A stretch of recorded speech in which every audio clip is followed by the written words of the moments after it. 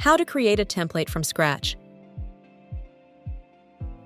To create a template from scratch, from the dashboard, go to your left-hand menu and click on Templates.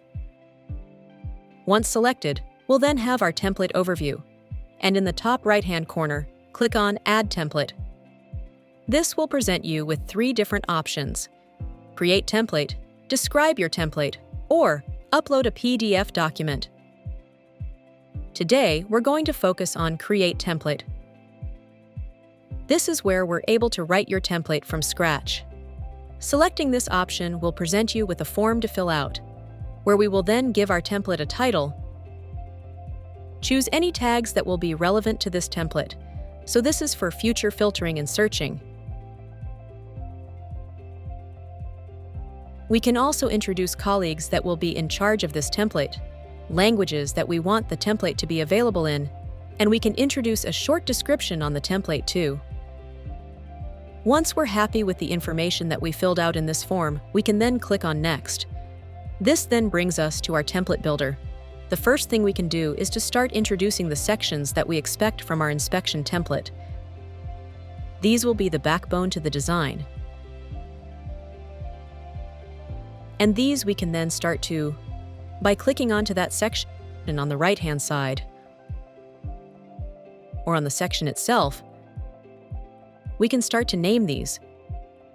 We can then go into each and start to add additional fields. When selecting a new field, we actually have the option to choose how we want the data to be received, from text and numeric values, through to commonly used, such as good, fair, poor, through to then looking at ratings, amounts, dates and time, multiple choice, or just simply file, or media attachments. So, again, there will have full control on what information our inspector will be gathering. So for this one, we're going to go with date and time. We'll then click onto that field that we've just created, and we can then go on the right-hand side and give this a field name. Once we've done that, because we've selected the date and time, we can also choose what format we wish to work in. And we can also bring in field settings. So this will mean that if we select one of these, so for example, if I enable field required, this will mean that the inspector has to complete this field in order to complete the report. And it's the same for notes or even media. Each of these are through the toggle, either switched on or off. Now going back to Builder, we can use the plus sign to add further fields. Or looking at the field itself, we can use the drag to order the questions you wish to ask the inspector. Or if we use the icon next to the text field, this allows us to change the field type. We're also able to duplicate fields or delete. So, as I build this inspection up and create further sections and fields, once I'm happy with how this inspection is looking, I can then click on Preview. This gives me then a view of how this inspection will look to the inspector. And also, through Settings, I can retitle this inspection. I can add further tags.